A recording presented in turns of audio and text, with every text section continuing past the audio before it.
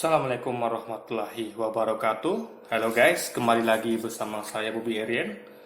Kali ini kita kembali membahas tentang nasihat saya untuk para ukti ya. Di suasana Lebaran ini ya, kita ingat kita harus menyongsong kebangkitan khilafah ya. Karena ini kita perlu khilafah guys, karena itu merupakan pelindung kita bagi saudara kita di Palestina dan di segala tempat lainnya ya. Kita lihat banyak umat muslim ditindas di Uighur, ya kan, di Xinjiang, di Rohingya, di Palestina dan tempat-tempat lain gitu, di Suriah juga kan. Nah, kita perlu khilafah gitu, karena khilafah lah yang melindungi mereka gitu kan, melindungi kita semua gitu. Kalau tidak ada khilafah, kita tidak ada tempat berlindung guys ya. Nah, untuk itu kita perlu menjadi para ukti ya di luar sana. Kenapa? Karena ukti ini adalah, atau wanita ini adalah, muslimah adalah tiangnya gitu ya kan. Karena mereka adalah yang punya banyak waktu deh untuk mendidik anak gitu kan. Kalau kita para laki ini malam-malam aja kan, kita disibukkan dengan pekerjaan, mencari nafkah gitu kan, karena memang itu udah kodratnya gitu. Tugas suami adalah, tanggung jawab suami itu memberi nafkah pada istrinya, bukan tugas tanggung jawab istri. Makanya lebih diutamakan laki-laki bekerja daripada wanita, karena laki-laki punya tanggung jawab itu, wanita kan tidak punya tanggung jawab itu gitu kan. Wanita tidak bertanggung jawab untuk menafkahi suami dan anaknya gitu. Makanya diutamakan laki-laki bekerja. Nah, kita kan punya banyak kesibukan gitu. Nah, bagi kita ya yang meletakkan beban lebih di pundaknya, kita bukan hanya ingin untuk keluarga, tapi juga bagaimana untuk umat gitu kan. Bagaimana untuk kaum muslimin lainnya, kita juga memikirkan bagaimana saudara-saudara kita yang masih makin miskin, anak-anak yatim piatu, ya kan, orang jompo, saudara kita yang tertindas di belahan bumi lain maupun di tempat kita sendiri gitu. Jadi kita disebutkan dengan hal-hal seperti itu. Bagi kita fokusnya terbagi gitu. Dan wanita lah yang punya banyak waktu itu. Makanya janganlah wanita. Dan wanita tentu punya lemah lembut, ya kan. Beda dengan laki-laki yang hanya punya ketegasan gitu kan. Kalau wanita itu dia biasanya lemah lembut, ya kan. Dan biasanya wanita tuh guys, dia lebih penyabar biasanya, ya kan, wanita itu. Karena dia punya sifat lemah lembut gitu. Nah, jadi sekarang saya akan menjelaskan mengenai bagaimana seorang ukti atau wanita muslimah bersikap ya dalam syariat. Ini mengenai ketaatan lagi, ketaatan lagi ya. Segini, kita sama-sama tahu ketika kita dilahirkan sebagai seorang muslim ya, atau intinya kita sebagai seorang anak lah gitu. Nah, baik itu laki-laki atau wanita, itu kita wajib taat kepada orang tua kita ya, terutama kepada ibu kita. Itu kita taat kepada ibu lah 3 kali lebih daripada ketaatan kepada ayah kita, ya kan?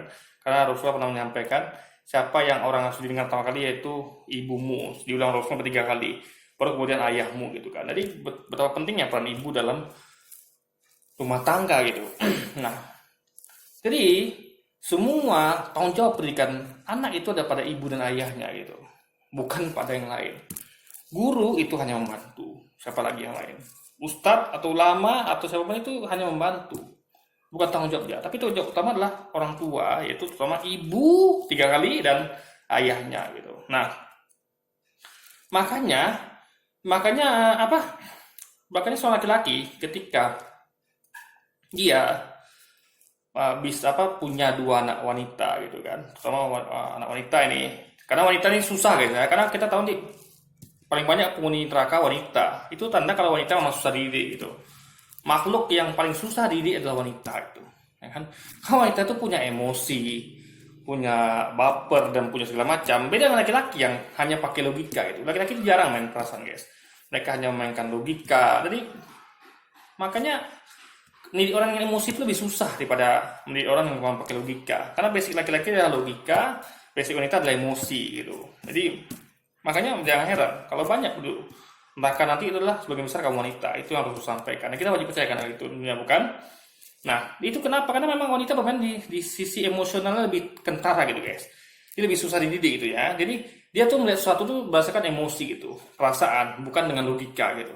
Logikanya sedikit sekali dia pakai logika gitu. Itulah wanita, dan itu memang sudah takdirnya gitu, udah kodratnya gitu kan. Nah, kita tinggal tugas kita sebagai laki-laki bagaimana kita seninya aja lagi gitu, dan bagaimana kita kesabaran kita dalam mendidiknya gitu. Nah, jadi tanggung jawab itu, jadi kalau seorang ayah berhasil mendidik 2 orang anak wanita gitu kan, anak wanitanya gitu, hingga dia akil balik dan dia berhasil mendidiknya, itu dia sudah mendapat jaminan surga, guys.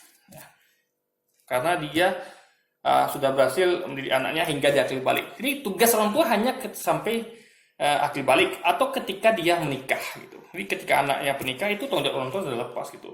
Tanggung jawab itu beralih kepada suaminya. Nah, ingat ya, tanggung jawab itu berubah pada suaminya. Jadi tanggung jawab pada anak wanita itu lepas ketika dia menikah, dan tanggung jawab itu dialihkan kepada suaminya. Nah, suami juga laki-laki juga begitu.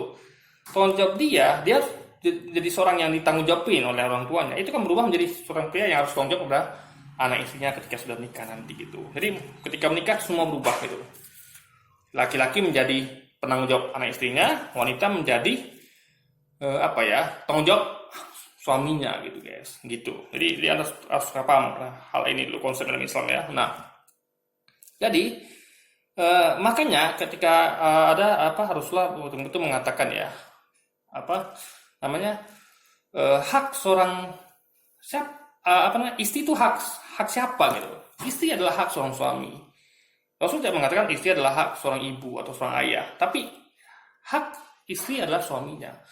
Istri adalah hak suami. Di mana hak suami untuk mendidiknya, hak suami untuk menasihatinya. Kenapa? Karena beban tanggung jawab itu adalah berpindah ke pundak suami, bukan lagi pindah pada orang tuanya. Karena ketika orang tua menyerahkan pada suaminya, itu sudah lepas tanggung jawab orang tua gitu. Orang tua tanggung jawabnya hanya sebatas mendidik ketika dia belum menikah dengan suaminya gitu.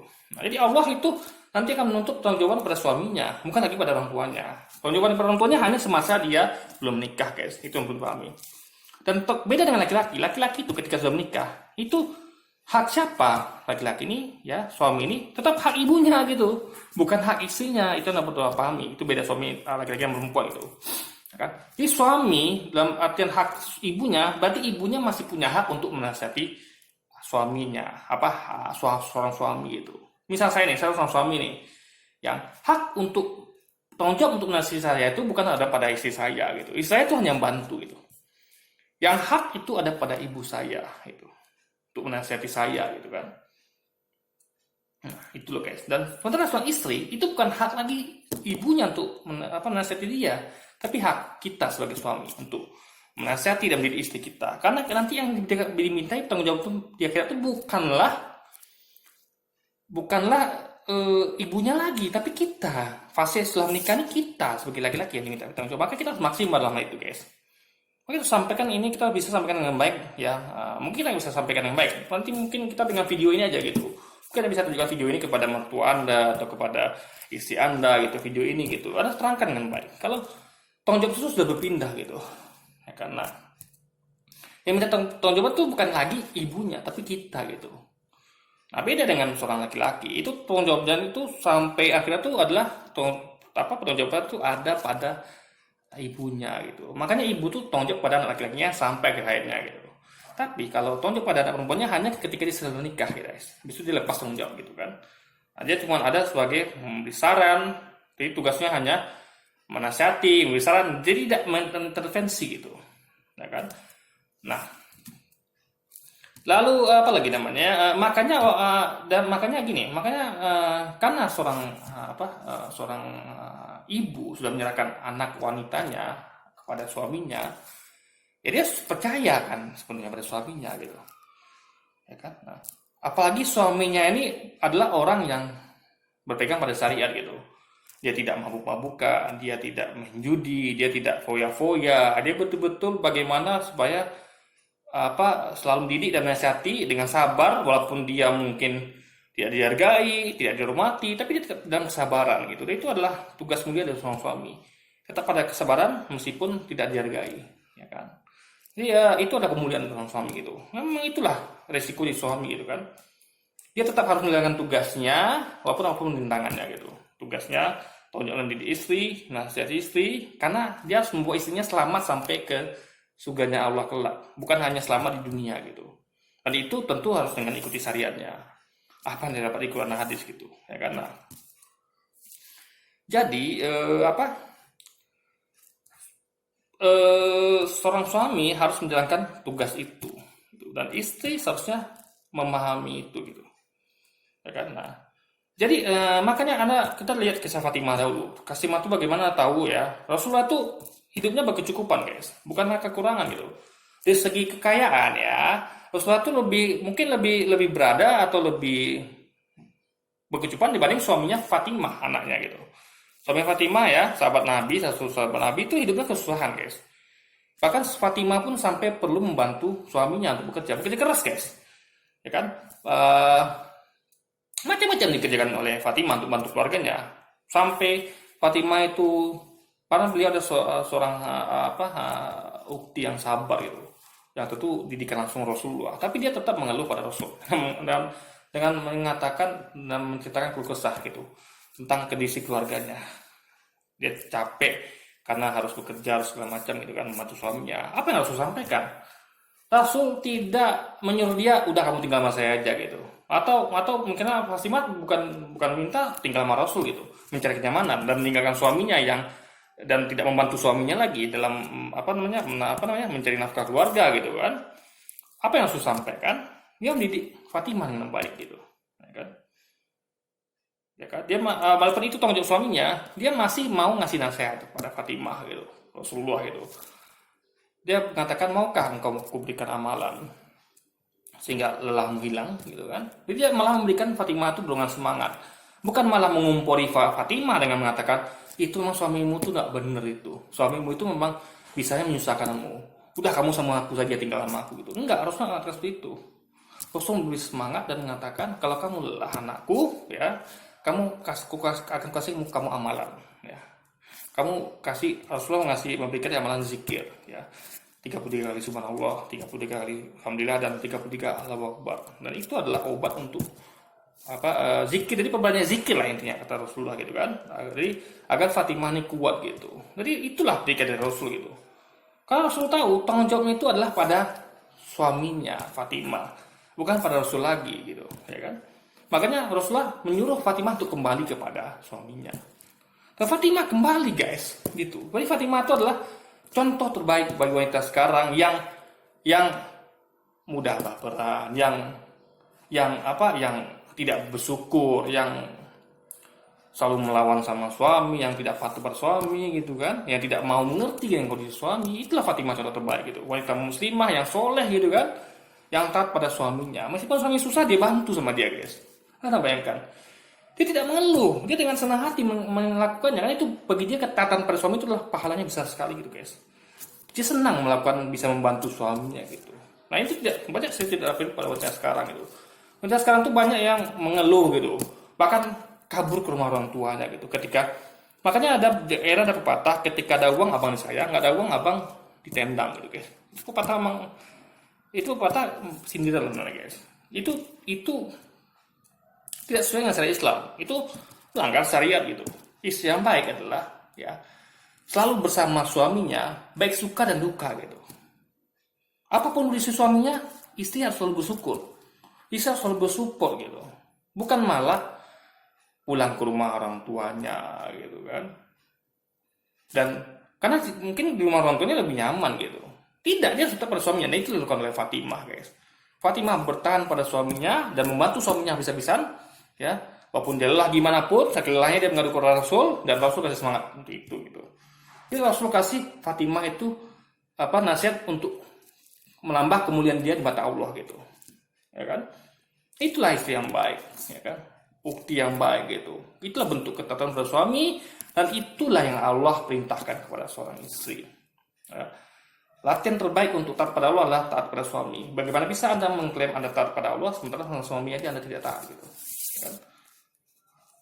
Karena suami adalah bentuk latihan ketaatan pada Allah gitu.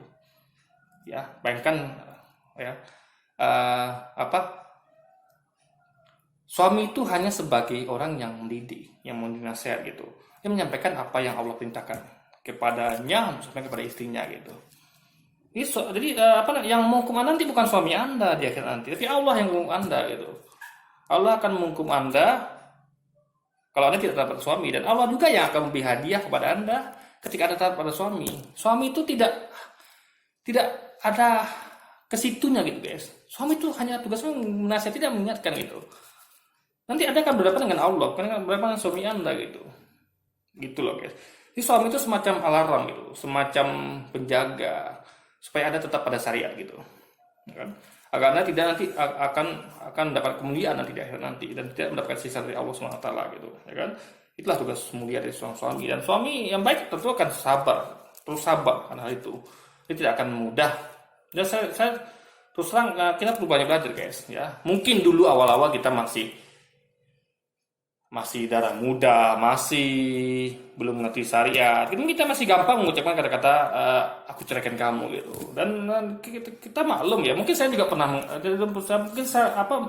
mungkin saya pernah mengalaminya gitu. Hal seperti itu.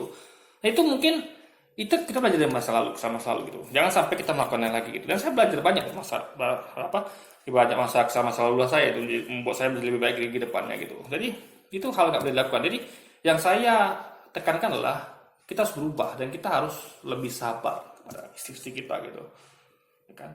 Meskipun dia mungkin tidak menghargai kita, tidak ikuti nasihat kita, apa nasihat kita itu adalah sesuai dengan syariat gitu, yang Allah perintahkan kepada kita untuk sampaikan kepadanya, bukan dari keinginan kita sendiri kan, tentunya gitu kan. Nah, jadi yang perlu ditekankan adalah hak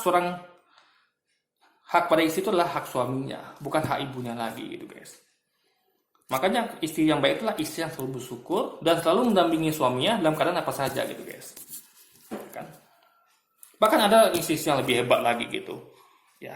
Jangan suaminya sudah lurus gitu. Dalam artian suaminya sudah berusaha hidup sederhana, berusaha hemat, mikir masa depan keluarga gitu kan, bertanggung jawab, terus bahkan masih rajin memberikan nasihat dan dan pendidikan agama yang baik, moral akhlak yang baik, meskipun tidak dihargai, tidak dihormati, ya kan?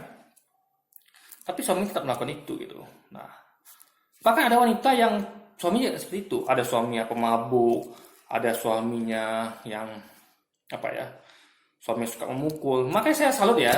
Jadi ada teman-teman kita ya, saya pernah dengar suatu kisah di kalangan teman-teman kita yang umat Kristiani. Itu kan mereka kan doktrinnya itu adalah haram bercerai hingga mati gitu.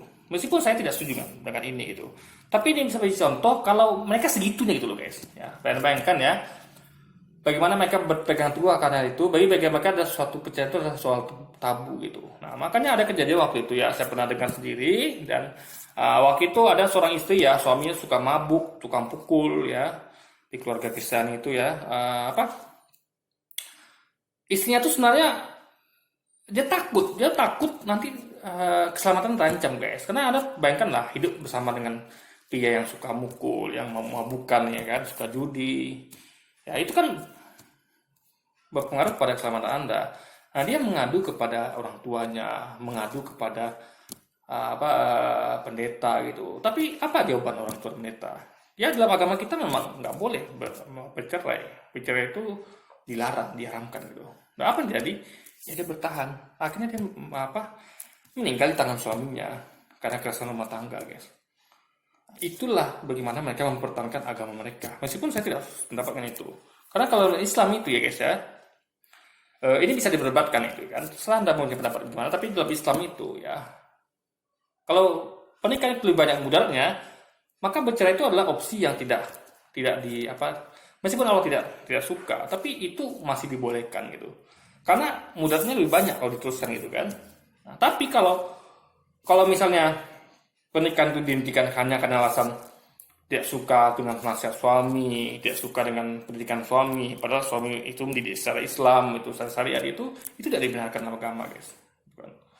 Ya kan? Jadi kalau pernikahan itu membahayakan keselamatan Anda gitu. Anda bisa sering dipukuli, misalnya suami Anda suka mabuk, suka judi, dan itu membahayakan keselamatan Anda dan anak Anda, itu berarti kan mudarat lebih banyak. Itu boleh ada pertimbangan untuk bercerai gitu. Tapi kalau masalah tidak suka dengan perintah Allah gitu, jadi ketika suami menyampaikan ayat Quran dan hadis, karena suami kan tugasnya itu. Nah, saya mendidik istrinya sesuai dengan bukan pendapat dia, tapi dengan ada yang tulis di Quran dan hadis gitu. Itu tugas suami membawa istrinya selamat hingga ke akhirat. Nah, istri nggak suka karena hal itu, lalu dia menyuruh bahkan suaminya untuk cari yang lain, alias nggak mau dididik gitu kan. Pendidikan suami adalah didikan secara Quran dan hadis gitu, bukan pendapat pribadinya, ya kan. Nah, itu nggak boleh Jadi hadisnya adalah jelas ya, haram bagi seorang istri mengajukan cerai pada suaminya, ya kan? Haram mencium bau surga aja haram gitu, apalagi masuk surga. Karena alasan yang tidak apa ya, alasan yang tidak kuat gitu, alasan yang tidak selayaknya gitu.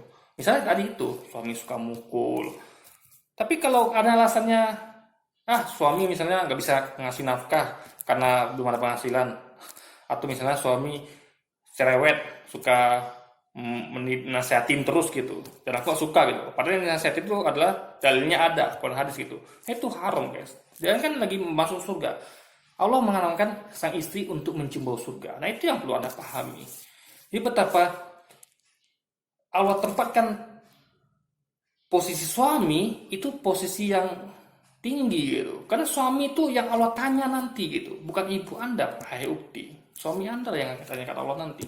Bagaimana kamu mendidik istrimu? Bagaimana kamu menasihati istrimu agar jadi wanita yang soleh dan taat pada suami? Karena ketaatan suami akan membawa dia kepada taat kepada aku gitu. Karena aku yang perintahkan para istri itu taat kepada suaminya. Para suami akan dimintai pertanggungjawaban oleh Allah nanti di fase dia setelah nikah sampai akhir hayatnya, bukan kepada ibunya lagi atau ayahnya lagi guys.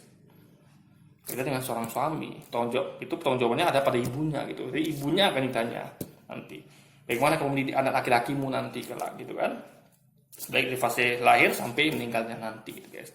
Itulah beda posisi laki-laki dengan wanita dalam Islam gitu. Makanya harus pahami ini gitu.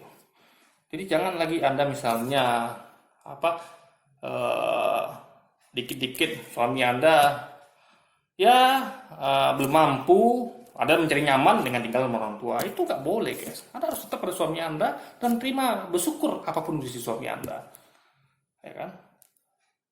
Apalagi suami Anda bukanlah orang yang suka mabuk, suka judi, suka foya-foya gitu kan? Itulah keutamaan suami. Kemuliaan wanita di situ guys. Bersabar, bertahan, bersyukur dengan kondisi suaminya apapun itu, dan malah senang ketika suami masih mau menasihati mendidik. Itu berarti suami yang baik gitu. Suami yang masih mau menjalankan tugasnya gitu. Dan suami saya seharusnya bersyukur akan hal itu gitu. Bukan malah melakukan pembangkangan atau perlawanan. Sehingga nanti jangan masuk surga. Bau surga pun Allah haramkan itu guys. Oke, jadi mungkin ini menjadi pendidikan yang baik bagi para ukti kita di luar sana ya. Mudah-mudahan kita semua dilindungi Allah dan kita dimudahkan diikuti syariatnya gitu. Oke guys, jadi mungkin sekian dulu video kita kali ini. Sampai jumpa lagi di video-video selanjutnya. Wassalamualaikum warahmatullahi wabarakatuh.